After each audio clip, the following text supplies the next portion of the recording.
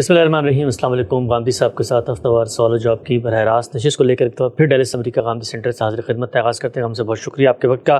ہم سے ہماری ایک کوشش ہوتی ہے آپ کی جانب سے سامنے آنے والے مختلف جو مواقف ہیں ان کو اہل علم جب پڑھتے ہیں ان کے ذہن میں کوئی تردد اشکال کوئی بھام پیدا ہوتا ہے ہم سے آپ کی خدمت میں رکھیں اور طالبانہ طور پہ جانیں کہ اس نقطہ نظر کو اپنانے میں ان کا فکری سفر کیا ہے۔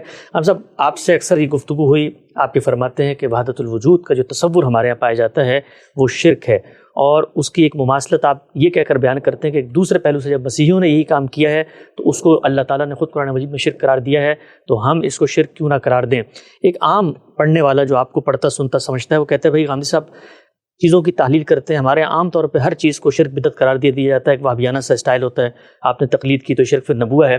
میں جاننا آپ سے چاہتا ہوں کہ یہ اتنی بڑی بات آپ فرماتے ہیں اور جو لوگ وحدت الوجود کے نظریے پہ کھڑے ہوتے ہیں، امت کے اباخر علماء، ایسے ایسے علماء، ایسے ایسے نابغہ روزگار بزرگ، اور وہ اس کو عین توحید قرار دے رہے ہوتے ہیں۔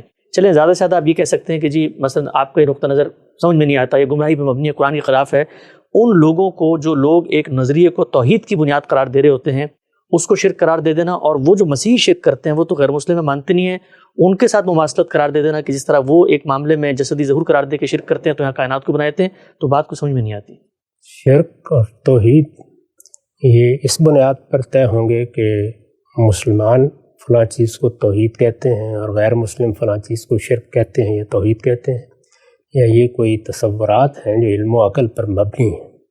توحید کیا ہے اسے اللہ تعالیٰ نے اپنی کتاب قرآن مجید میں ہر پہلو سے واضح کر دیا ہے، اور جگہ جگہ یہ بتا دیا ہے کہ اللہ کے سوا کسی کو خالق ماننا، کسی کو معبود ماننا، کسی کو اس کائنات کا بادشاہ سمجھنا، کسی کے بارے میں یہ خیال کرنا کہ وہ اس کے نظم امور میں کوئی دخل رکھتا ہے، یہ شرک ہے۔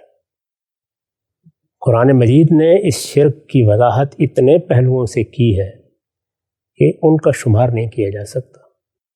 تمام پیغمبروں کی دعوت جب خلاصے کے طور پر بیان کی ہے تو یہی کہا ہے کہ انہوں نے آ کے یہ کہا کہ اللہ ہی کی بندگی کرو اور اللہ کے ساتھ کسی کو شریک نہ ٹھہراؤ۔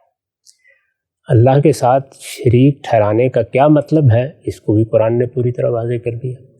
یہ بتا دیا کہ کسی کو اللہ کی ذات سے قرار نہیں دیا جا سکتا، یہ بھی بتا دیا کہ اللہ کو بھی کسی کی ذات سے قرار نہیں دیا جا سکتا، یعنی نہ آپ یہ کہہ سکتے ہیں کہ اس سے پہلے کچھ تھا جس سے خود اللہ صادر ہوا، اور نہ یہ کہہ سکتے ہیں کہ اللہ سے فلاں صادر ہوا۔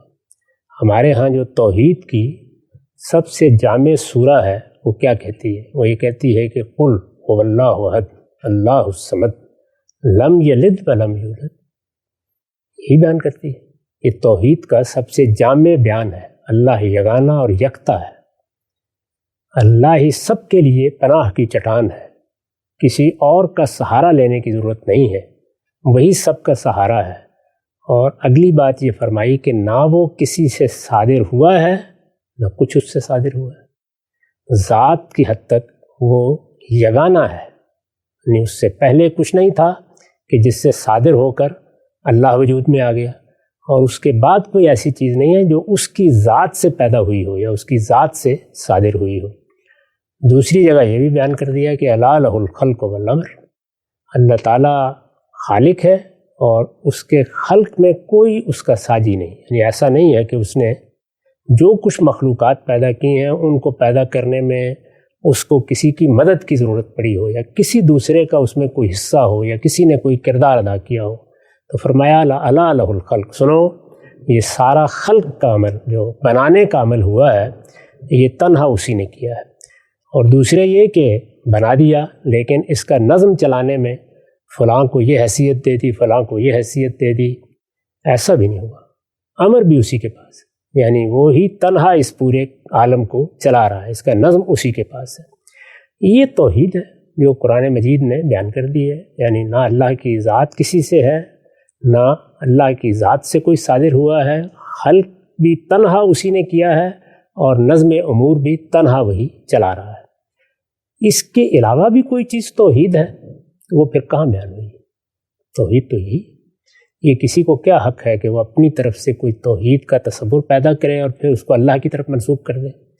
ہم نے تو قرآن میں یہی پڑھا ہے کہ اللہ کی بات کو سمجھنے سمجھانے میں تو کوئی اختلاف ہو سکتا ہے، اور اس کے بھی قاعدے ضابطے ہیں. وہ اختلاف اس طرح تو نہیں ہوتا کہ ادھر آپ نے آیت کی تلاوت کی ادھر اپنا کوئی فلسفہ بیان کرنا شروع کر دیا. آپ کو بتانا پڑے گا کہ آپ جو رائے قائم کر رہے ہیں وہ قرآن مجید میں لفظ سے کس طرح نکلتی ہے، جملے کی تالیف سے کس طرح صادر ہوتی ہے، سیاق و سباق کس طرح اس کی تائید کرتا ہے. اگر ایسی کوئی بات آپ کہنے کی پوزیشن میں نہیں ہیں تو پھر آپ اللہ پر افطرا کر رہے ہیں، اور اس کو قرآن مجید افطرا ہی کہتا ہے. وہ جگہ جگہ یہ کہتا ہے کہ اس بیان سے، یعنی جو اللہ نے بیان کر دیا اپنے بارے میں، اس سے ہٹ کر اگر کوئی بات کوئی اپنے کسی فلسفے کی بنیاد پر کہتا ہے تو یہ اللہ پر جھوٹ باندھنا ہے، افطرا علی اللہ ہے. اس سے بڑا جرم کیا ہو سکتا ہے؟ اسی وجہ سے پھر یہ بتا دیا کہ اللہ تعالیٰ ہر چیز کو معاف کر دے گا، وہ اس کو معاف نہیں کرے گا کہ اس پر اس طریقے سے جھوٹ باندھ دیا جائے. تو شرک اتنی غیر معمولی چیز ہے اور اس وضاحت کے ساتھ بیان ہو گئی ہے.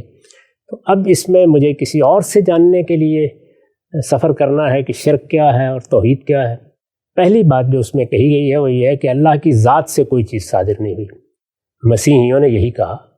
انہوں نے کہا کہ مسیح علیہ السلام اللہ کی ذات سے صادر ہوئے ہیں، اور اس کو ایک تشبیہ سے بیان کیا کہ جیسے بیٹا باپ سے صادر ہوتا ہے. ظاہر ہے کہ بیٹا باپ کی ذات سے صادر ہوتا ہے. تو انہوں نے کہا مسیح اسی طرح صادر ہوئے ہیں، اور یہ گویا دوسرے لفظوں میں کہیے تو ذات باری کی جسمانی تجسیم ہے. وہ کہتے ہیں یہ بالکل توحید ہے، یہ تو ہم توحید بیان کر رہے ہیں، ہم نے تو کوئی دوسرے کا ذکر ہی نہیں کیا. اصرار کرتے ہیں اس بات پر، لیکن اللہ تعالیٰ نے اس کو ماننے سے انکار کر دیا اور کہا کہ لقد کفر الذین قالوا، جنہوں نے یہ باتیں کہی ہیں انہوں نے شرک بھی کیا ہے، انہوں نے کفر بھی کیا ہے، انکار کر دیا. اس میں اور اس میں کیا فرق ہے کہ یہ پوری کائنات اللہ تعالیٰ سے صادر ہوئی ہے. یعنی وہاں تو ایک کے صادر ہونے پر اللہ تعالیٰ نے اس درجے میں اس کو ضلالت، گمراہی، شرک اور کفر قرار دے دیا. یہاں پوری کی پوری کائنات مسیح ہو گئی، اور آپ فرماتے ہیں کہ اس کے بارے میں بڑے بڑے لوگ کہتے ہیں تو کچھ نہ کہو.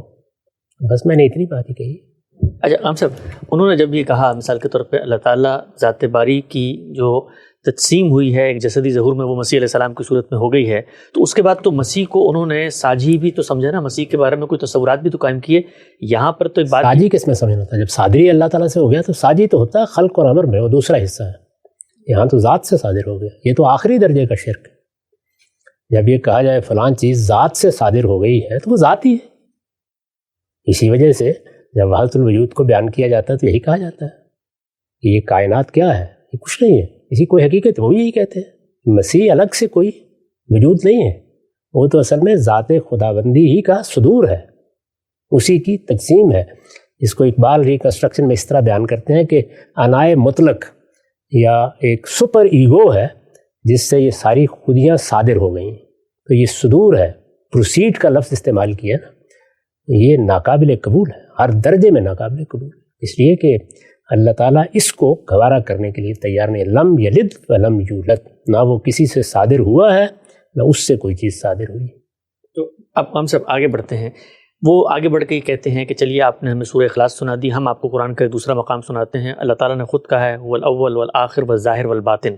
اب آپ اس کی توجیہ کرتے ہیں، تشریح کرتے ہیں، تو زیادہ سے زیادہ آپ یہ کہیں نا کہ ایک آیت کو سمجھنے میں مثلا ان کو اختلاف ہو گیا اور ایک آیت سے انہوں نے غلط نقطہ نظر بیان کر لی، لیکن وہ تو قرآن مجید کی ایک آیت کی انڈرسٹینڈنگ بیان کر رہے ہیں کہ اللہ خود ہمیں بتا رہا ہے کہ جو کچھ دنیا میں ہے وہ تو اصل میں اللہ ہے، ظاہر بھی اللہ ہے، باطن بھی اللہ ہے، اول بھی اللہ ہے، آخر بھی اللہ ہے. یہ اس کی تفہیم میں یا اس کے فہم میں اگر کوئی غلطی فی الواقع لگ گئی ہے تو ہم اسی وجہ سے تو کہتے ہیں کہ جن لوگوں کو یہ غلطی لگ جاتی ہے وہ مسلمان ہیں، ہم ان کی عزت کرتے ہیں، لیکن ان کو یہ بتانا ہمارا فرض ہے کہ آپ کی یہ غلطی اتنی بڑی غلطی ہے کہ اس سے شرک کا ارتکاب ہو رہا ہے، یا کسی کو یہ بتانا کہ یہ اتنی بڑی غلطی ہے کہ اس سے کفر لاحق ہو رہا ہے. وہ غلطی لگا کرتی ہے. آخر جن لوگوں کو ختم نبوت کے بارے میں غلطی لگی ہے وہ بھی یہی کہتے ہیں کہ ہمیں غلطی لگ گئی ہے. تو غلطی لگ جانے پر میں نے الگ سے اپنا موقف بیان کر دیا کہ جب تعویل کی غلطی سے آپ کوئی بات کرتے ہیں تو اس پر آپ کے لیے یہ ایک عذر ہے، تو اللہ کے ہاں جا کے پیش کر دیجیے گا. ہمارا کام تو یہ ہے کہ ہم یہ بتائیں کہ کیا چیز شرک ہے، کیا چیز کفر ہے، کیا چیز ضلالت اور گمراہی ہے. ہم یہی بتا رہے ہیں. اس سے آگے بڑھ کر میں نے کسی فرد پر کبھی کوئی حکم نہیں لگایا، نہ اس کے بارے میں کوئی فیصلہ کبھی سنایا ہے.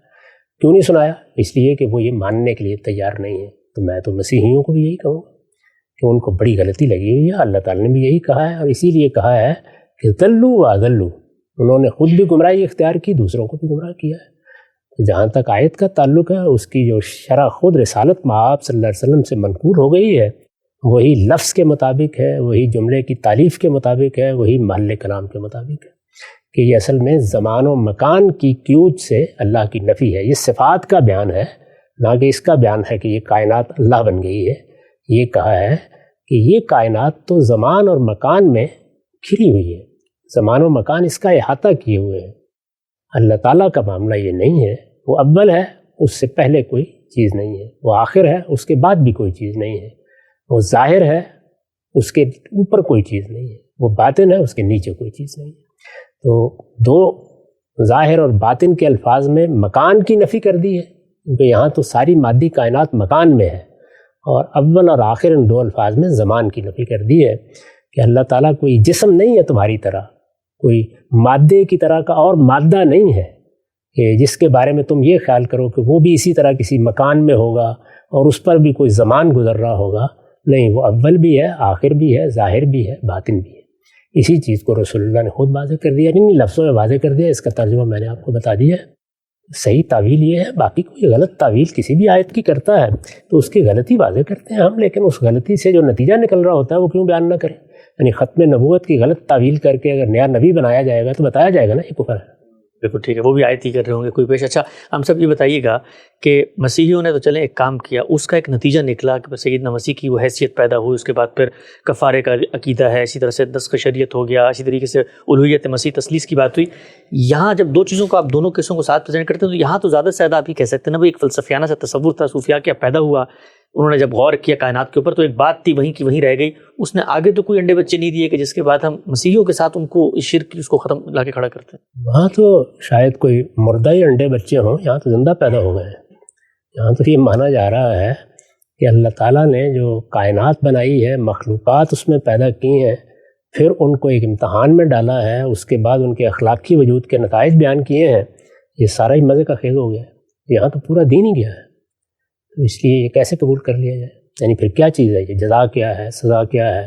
اللہ تعالیٰ اپنے آپ کو جزا و سزا سے گزار رہے ہیں۔ یہاں تو سب کچھ چلا گیا ہے، اس لیے چلا کیا گیا ہے اس پر نہ گفتگو کیجیے، وہ گفتگو نکلی تو پھر بات بہت دور تک جائے گی، تیرے نشتر کی زد شرحانے کیسے ناتواں تک ہے، اتنا ہی کافی ہے جتنا میں نے کہہ دیا۔ ٹھیک، آخری بات ہم سب جب آپ یہ بات کرتے ہیں، ظاہری بات ہے بڑے بڑے اکابر علماء، صوفیہ دین کے بھی بڑے علماء ہیں، ان کا بڑا درک ہے اس میں، وہ اس کی کچھ تعویلات بھی کرتے ہیں، وہ کہتے ہیں بھائی اچھا آپ یہ وجود میں کسی چیز کے حقیقی وجود کو ہم مان لیں، یہ شرک ہے، چلو ہم وحدت الشہود کا تصور پیش کرتے ہیں، تو ان کے یہاں بھی جو نظریہ ہے وہ تھوڑا ایوالو ہوا ہے، آگے بڑھا ہے، تو جو نئے نظریات انہوں نے وحدت الوجود کے پیش کیے اس میں یہ شرک کی انٹینسٹی جو ہے کچھ کم ہو جاتی ہے، ختم ہو جاتی ہے، یا آپ یہ وحدت الشہود اور وحدت الوجود دونوں کو ایک ہی بات سمجھتے ہیں؟ ظاہر ہے میں نے وحدت الوجود کے بارے میں اپنی کتاب میزان میں لکھا ہے، وحدت الشہود پر اس نوعیت کا کوئی تبصرہ نہیں کیا، اس کو میں ویسے لغو سمجھتا ہوں۔ اس کی وجہ یہ ہے کہ مجھے اس کی ضرورت کیوں ہے کہ میں یہ کہوں کہ توحید کا ایک درجہ وحدت الشہود بھی ہے، توحید کے تمام درجات قرآن میں بیان ہوئے ہیں اور اس میں ایسا کوئی درجہ بیان نہیں ہوا۔